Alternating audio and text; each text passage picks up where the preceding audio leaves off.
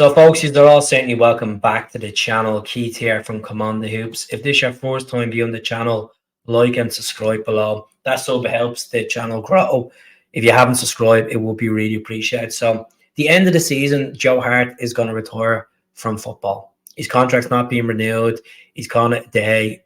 And look, he's played over 138 times for Celtic, 59 clean sheets, 2 league titles, on top of 2 English Premier League titles as well for Man City, an FA Cup, a Scottish Cup, 2 Scottish League Cups, and some remarkable times. This is a guy that came up the road from Tottenham, took a pay cut, one of Ange's first signings, made his debut in the Europa League qualifying rounds against Jablonec away in Czech Republic, and it just got better and better. His passion for Celtic, his rapport with the fans, some crucial saves over the last 2.5 years, playing over 138 times for a club like Celtic just shows character. And Joe Hart has done it on the world stage. He's done it in Champions League games for Man City. Had a remarkable time on loan at Birmingham. This is a really good career for a guy that was capped over 75 times for his country as well. And I wish Joe the very best. He was up there with Fraser Foster. He's up there with Craig Gordon. At the end of the day, he came into a Celtic team where we were having a goalkeeping situation, a bad situation the season before that, where we brought Barkas in, which was an absolute disaster. Scott Bain couldn't find his place. Hazard was stepped in for a couple of games, and Joe Hart made that #1 short. And we needed that leadership and experience at the back. He has been criticised in the past for his passing distribution, which hasn't been great. Shot stopping has been remarkable, and some of the saves he's pulled off this season has been remarkable, especially against Ross County in the dying embers of the game. Some really crucial derby saves as well, some really crucial European saves. And I wish him the very best. Some people are disappointed he's moving on. We wanted to keep him as a #2.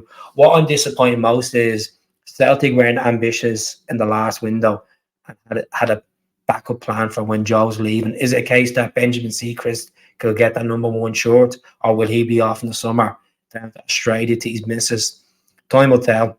If I was rating Joe Hart's Celtic career out of a scale of 1 to 10, I'd give it an 8 out of 10. He's won a treble. He has that rapport with the fans. He helped us some crucial wins against our bitter rivals, and he had experience of playing Champions League as well. I'd rate 8 out of 10. I just feel when the ball got passed back to him, there was always that anxiety kicking in there. And he's worked with Brendan, he's worked with Ange, he's worked with some really good managers over the years, Mancini as well, and Capello. So whatever his next chapter is, I'm sure the Celtic fans will be behind it. Some was quite sad today. Some was like, what's going to happen? Are we going to go out there and be ambitious in the summer and get a goalkeeper? Are we going to go and get someone that's in their mid-30s? It just depends on the character of the club, to be honest with you. As I said, this is his stats here. He's played for Shrewsbury Town at the age of 15, played in Serie A with Torino, played with Burnley, played with West Ham, played with Tottenham, played with Tranmere Rovers, Blackpool, and obviously his most decorated time was at Man City when he won the Premier League. You go back to the Aguero goal and him celebrating, running around the pitch, absolute madness. So I wish Joe the best. As I said, I got the privilege to meet him, and everyone will say good things about him. So take care, folks. All the best. Hail, hail.